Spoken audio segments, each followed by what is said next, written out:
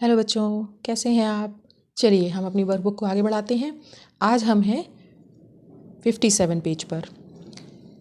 Question number 20 का 56 तक complete हो गया था। यहाँ पर देखिए 5th क्वेश्चन क्या कहता है। यहाँ पर घन के अंदर क्या दिया है, घनमूल के अंदर 125 गुणे 27। यहाँ पर 3 दिया हुआ है और इंटू कितना आएगा। तो देखिए बच्चों, यहाँ पर हम जब एक से गुणनखंड करेंगे तो कितना आ जाएगा, 5 गुणे 5 गुणे 5, 27 का कितना हो जाएगा, 3 गुणे 3 गुणे 3। घनमूल के बाहर कितना आ जाएगा, 5 और 3। तो यहाँ पर देखिए 3 लिखा हुआ है तो इस जगह कितना आ जाएगा, 5 आ जाएगा। नेक्स्ट, घनमूल के अंदर 8 लिखा है। यहाँ पर कितने का गुणा कर दें कि यहाँ पर 8 आ जाए। तो देखिए इसकी वैल्यू तो 2 आएगी और 2 में हम कितने का गुणा कर दें, 4 का गुणा कर दें तो कितना हो जाएगा, 4 दूनी 8 हो जाएगा आपका। नेक्स्ट क्या दिया हुआ है, घनमूल के अंदर 1728। यहाँ पर क्या दिया हुआ है, 4 गुणे खाली जगह दी है हमको।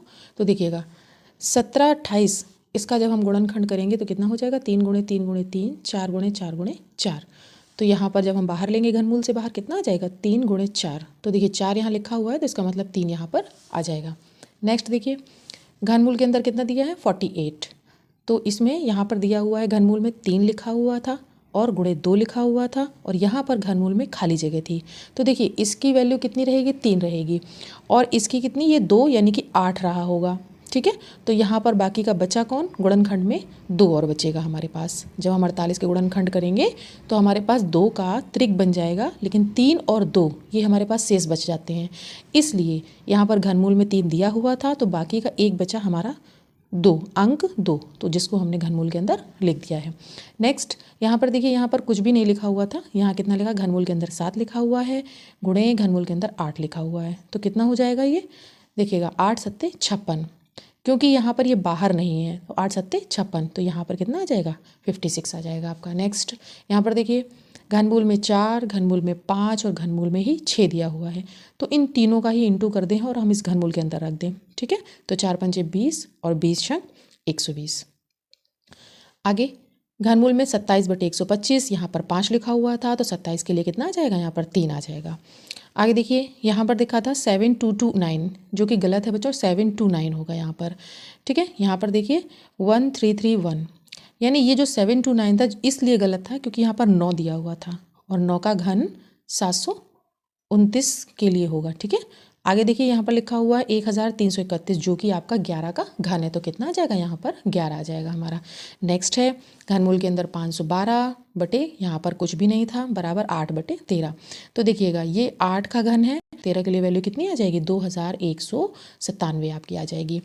अगला दिया हुआ है घनमूल के अंदर 1000 प्लस घनमूल के अंदर 0.008 प्लस घनमूल के अंदर 0.125, कह रहे हैं इसका मान बताइए। तो देखिएगा ये 10 धाम 100 धाम 1000, यहाँ पर 10 आ जाएगा घनमूल, इसकी वैल्यू कितनी आ जाएगी, 0.2 आ जाएगी, इसकी 0.5 आ जाएगी और जब इन तीनों को हम जोड़ेंगे तो कितना आ जाएगा, 10.7 आ जाएगा हमारे पास।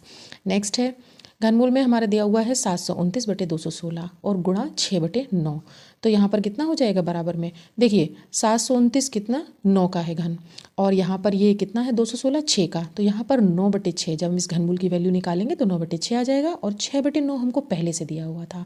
तो ये सब पूरे क्या हो जाएंगे, कट जाएंगे, 6 से 6, 9 से 9, तो वैल्यू कितनी आ जाएगी हमारी, 1 आ जाएगी।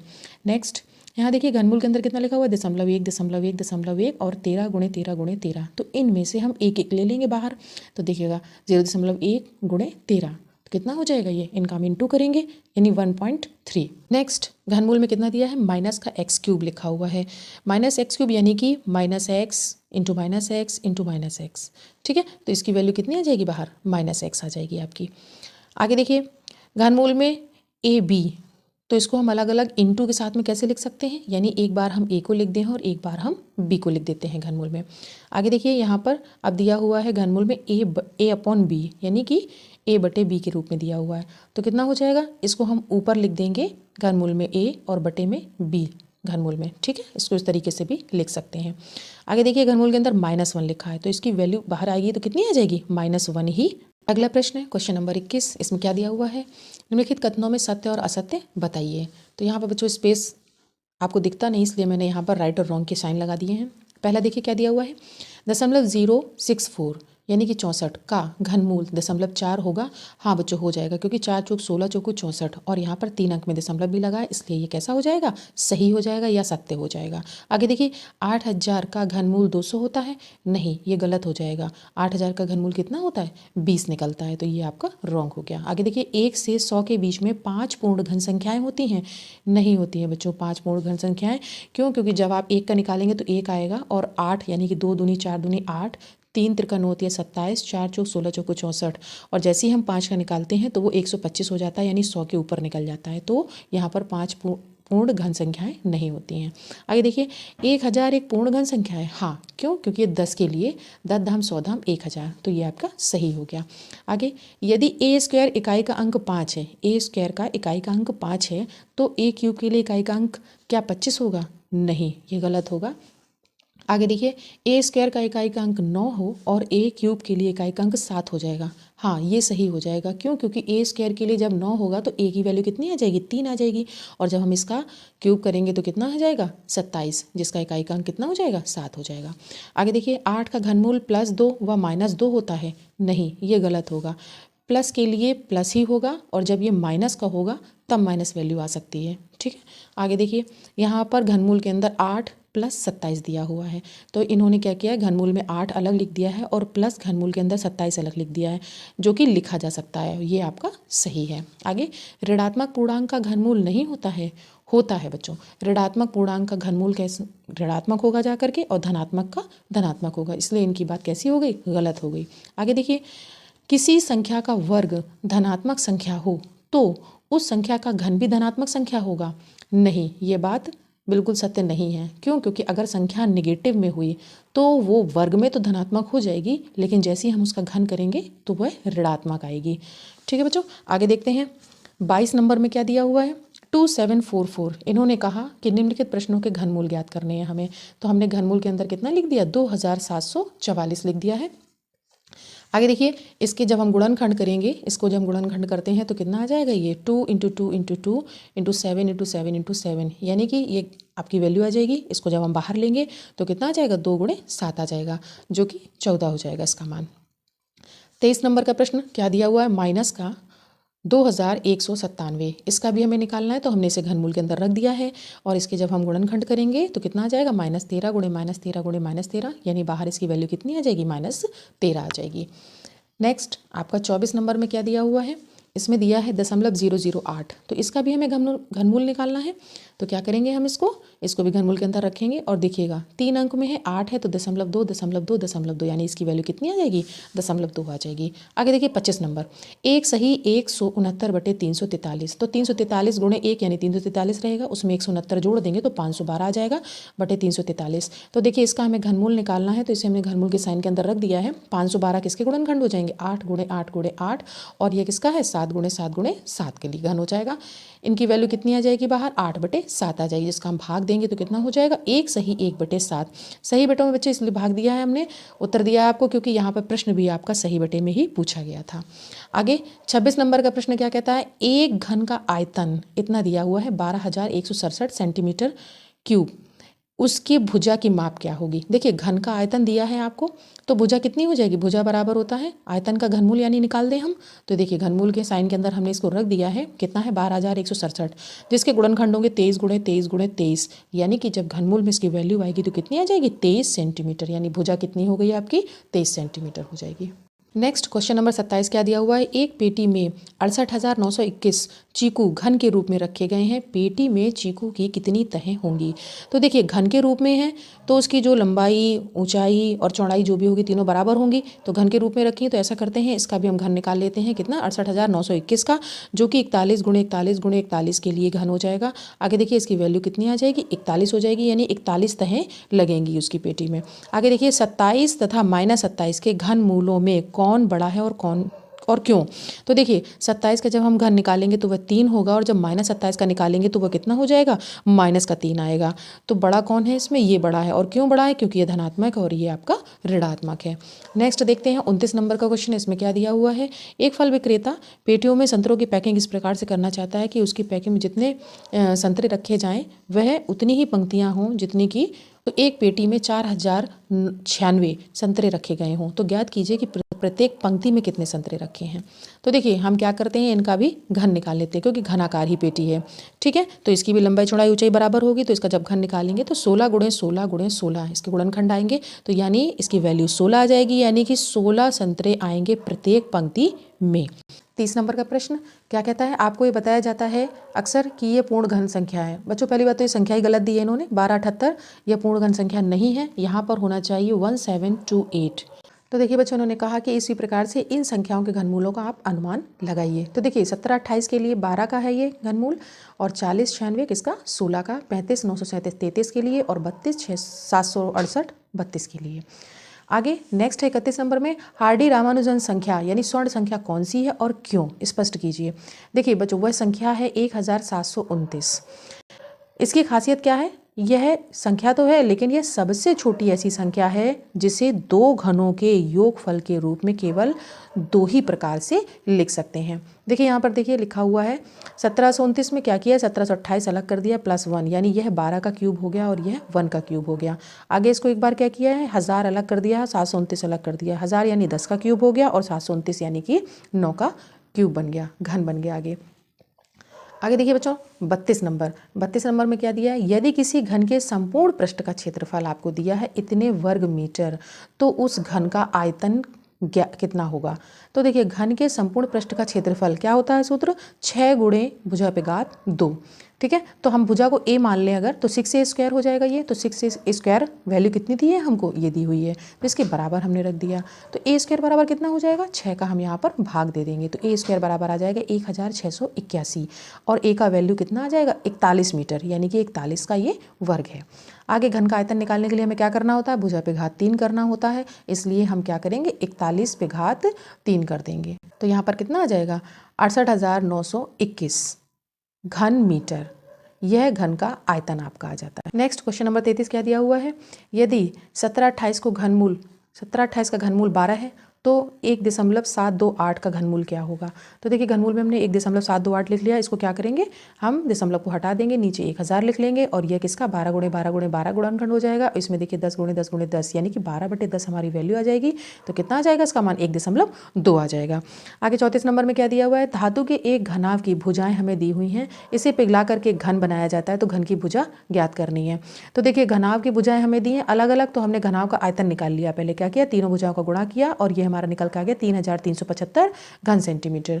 तो इसको पिघला करके घन बनाया गया है, यानी इसका घनाभ का आयतन घन के आयतन के बराबर होगा। तो हमें इसकी भुजा निकालनी है, तो घन की भुजा निकालने के लिए क्या करेंगे हम घन का आयतन अंदर रख देंगे, घन का आयतन यानी घनाभ का आयतन एक ही बात है।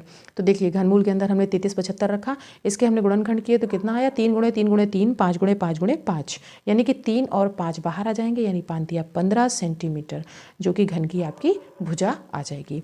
आगे 35 नंबर का प्रश्न क्या दिया हुआ है, यहाँ पर लिखा हुआ है कि 50,652 में कम से कम कितना जोड़ें कि दी गई संख्या पूर्ण घन बन जाए। तो ऐसा करते हैं, हम मान लेते हैं कि 50,652 में हम x जोड़ दें जिससे कि वह पूर्ण घन संख्या बन जाए। तो यहाँ पर हम अंदाज लगाते हैं बच्चों, यह संख्या हमें कहाँ मिलेगी। तो देखिए 35 का हमने घन किया तो हमें 42,875 मिला, 36 का किया घन तो हमें 46,656 मिला, जब 37 का घन किया तो कितना आया 50,653 50,653, जो कि आपकी 50,652 के काफ़ी नियर अबाउट संख्या है, इसलिए यह एक पूर्ण संख्या है, तो इसको हम यहाँ पर रखेंगे। तो देखिए इसको हमने यहीं रखा प्लस x, और पूर्ण घन संख्या के रूप में हमने इसको रख लिया।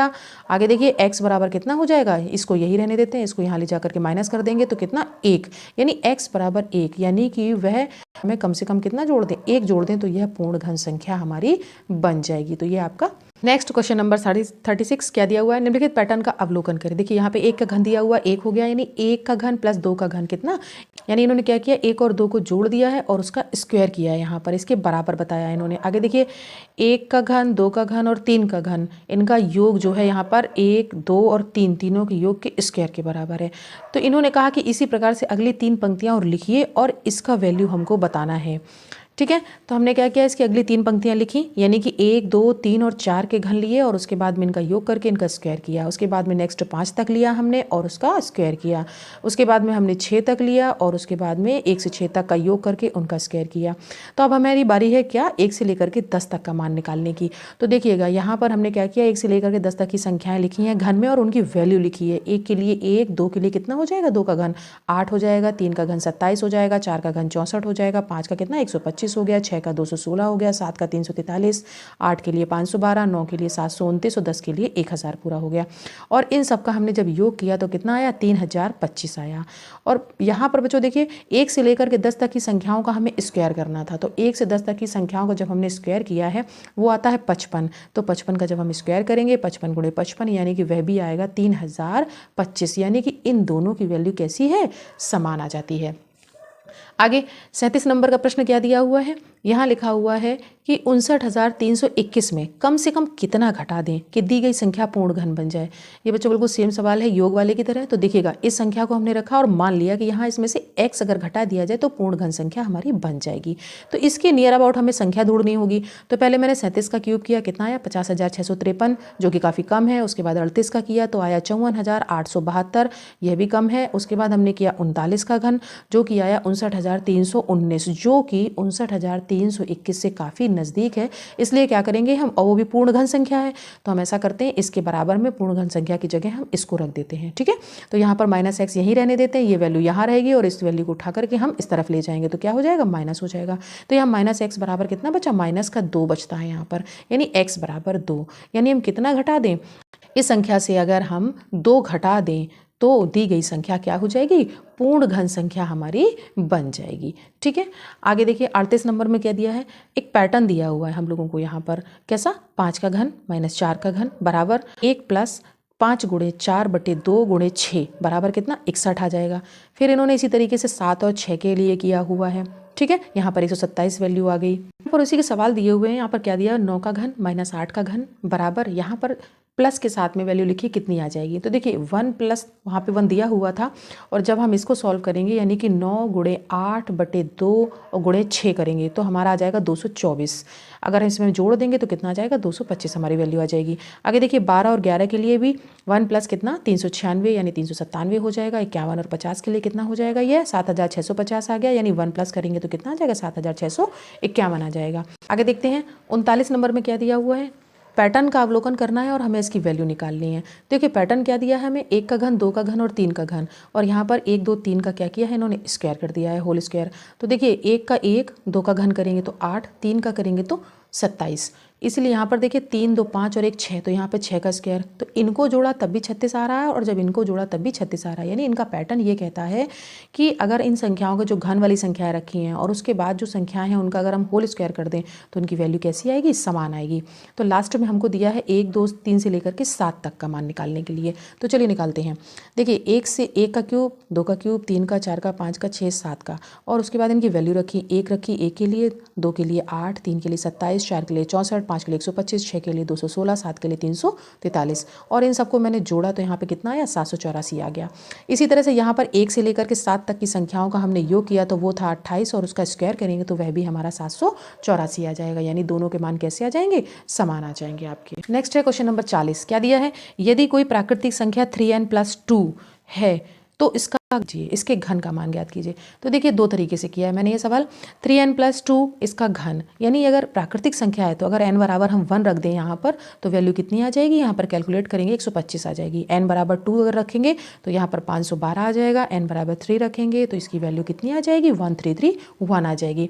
और यहाँ पर अगर इस संख्या का हम घन कर दें यानी कि a का क्यूब प्लस b का क्यूब प्लस 3ab और a प्लस b, तो मैंने इसको पूरा सॉल्व किया हुआ है। देखिए बच्चों यहाँ पर 3 त्रिका 9 27, n का क्यूब हो गया, यहाँ 8 हो गया, 3 त्रिका 9 9 दूनी 18, n कितना 3n प्लस का 2, इसके हम अंदर गुणा कर देंगे, कितना 18 54, n स्क्वायर हो गया और कितना हो गया ये 18 दूनी 36 n आ गया आपका। यानी कि 27 n का cube plus 54 n square plus 36 n plus का प्लस 8। तो देखिए अब यहाँ पर भी अगर हम n बराबर 1 रख देते हैं इस पूरी इक्वेशन में मान, तो हमारा तब भी वही वैल्यू आ जाएगा 125, जो कि हमारा यहाँ पर रखने से आ रहा था। तो आप इनको 2 तरीके से कर सकते हैं, घन यह भी है और घन आपका ये भी है। ठीक है। क्वेश्चन नंबर यहाँ पर देखिए 41 क्या दिया है, 3 संख्याएं हैं, उनका 2:3:4 के अनुपात में दिया हुआ है उनका मान। इन संख्याओं के घन का योगफल इतना दिया है तो संख्याओं को ज्ञात करिए।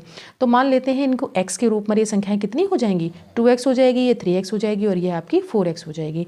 तो देखिए इनका घन, 2 का घन यानी 8, 3 का घन यानी 27 और 4 का घन यानी 64। उसने कहा है इन संख्याओं के घन का योगफल, तो मैंने इन संख्याओं का घन किया और उनका योगफल कर दिया और x क्यूब मैंने यहाँ पर तीनों से लेकर के बाहर रख दिया है। तो कितना हो गया ये 99 x का क्यूब, जो कि वैल्यू किसके बराबर है, 0.334125 के बराबर है। ठीक है, तो यहाँ पर नेक्स्ट में मैंने क्या किया है, इसमें से दशमलव हटा करके नीचे यहाँ पर 6 जीरो के साथ में लिख दिया है 1 को। ठीक है, और जो 99 था उसका क्या किया, नीचे भाग दे दिया। तो जब 99 से इसको भाग देंगे हम बच्चों तो कितना आ जाएगा, 3375 आ जाएगा। और नीचे जो हमारा 1 के साथ जीरोज लिखे थे वो हमारे वैसे लिखे रहेंगे। और जब यहाँ x में से क्यूब हटाएंगे तो हम यहाँ पर क्या करेंगे, घनमूल का निशान लगा देंगे। तो देखिएगा 3375 के गुणनखंड आ गए 15 × 15 × 15 और यह किसका हो गया, 100 × 100 × 100, क्योंकि यहाँ पर 6 जीरो दिए हुए थे। ठीक है, तो इसकी वैल्यू 15/100 आपकी बाहर आ जाती है। जब इसमें भाग देंगे तो कितना आ जाएगा, 0.15 आ जाएगा आपका। अब इन्होंने कहा था भुजाएं बताइए। तो देखिए पहले हमारे अनुपात में थी 2x, तो हमने क्या किया, गुणे 0.15 किया तो कितना आ गया, 0.30। 3x के लिए किया तो 3 × 0.15 यानी 0.45 यानी 15×45, 2 अंक में दशमलव। हाँ, 4x के लिए किया तो कितना हो जाएगा, 15 चौको 60 हो जाएगा और दशमलव 2 अंक में ही आपका आएगा। तो इस तरीके से आपकी तीनों भुजाएं आपको मिल जाती हैं। लास्ट क्वेश्चन है आपका क्वेश्चन नंबर 42। निम्न पैटर्न का अवलोकन कीजिए। इसमें भी बच्चों 1 2 3 का घन और यहाँ पर 1 2 3 का योग का स्क्वायर दिया हुआ है। यहाँ पर 1 2 3 4 के लिए दिया है, वहाँ पर स्क्वायर दिया है। लेकिन यहाँ पर जो सवाल पूछा है इन्होंने वो क्या किया, इन्होंने विषम संख्याएं ली हैं, 1 3 5 7 और 9। इसका घन है और इन्होंने कहा इसका मान बताइए। तो देखिए तीनों का हमने ये सारी वैल्यूज़ हमने यहाँ लिख ली हैं और इसके बराबर में क्या करेंगे, ये 1 3 5 7 9 का स्क्वायर, यही तो आएगा। उसके बाद में देखिए इनकी वैल्यूज़ लिखी, 1 के लिए 1, 3 के लिए 27, 5 के लिए 125, 7 के लिए 343, 9 के लिए 729। तो इन सब का जब हमने योग किया तो वो आया 1225। ठीक है, लेकिन हमें इससे मतलब नहीं है क्योंकि इन्होंने इसके बाद वाला मान पूछा है हमसे, तो हम क्या करेंगे, इसको यहाँ पर रख लेंगे। ठीक है, तो यह इसका मान कितना आ गया, अंदर वाली संख्याओं का योग है 25, तो 25 का स्क्वायर करेंगे तो वैल्यू आ जाएगी हमारी 625। ठीक है बच्चों, तो ये आपका जो घनमूल का चैप्टर था वो समाप्त हो चुका है। आज के लिए इतना ही, बाकी का नेक्स्ट वीडियो में।